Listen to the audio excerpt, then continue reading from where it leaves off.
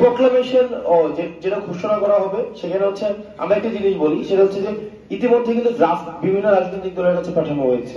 বিভিন্ন রাজনৈতিক নেতৃবৃন্দ যারা হচ্ছে এই জুলাই অভ্যুত্থানে যাদের অংশগ্রহণ ছিল, আর এটা তো হচ্ছে আপামর সবার হচ্ছে অংশগ্রহণ ছিল, তো সেই জায়গা থেকে পাঠানো হয়েছে।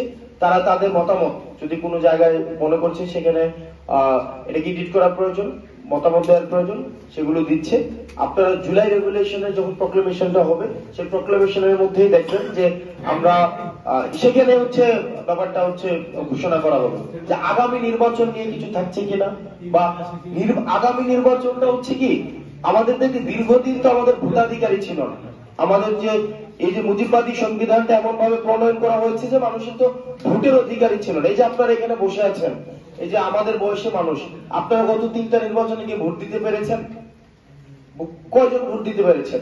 এখন এই যে আপনারা সাংবাদিকরা এখন বলছেন যে 3টা ইলেকশন অবৈধ হয়েছে, কেউ কেউ বলছে খুব মিনমিন ভাবে, একদম স্পষ্ট ভাবে বলছে না, খুবই বলে যেন গলার টোন কিছুটা ভিতরে রেখে রেখে বলেন তো গত 3টা ইলেকশনে এখানে কয়জন ভোট দিয়েছে? 2-4 জনও দেয় নাই।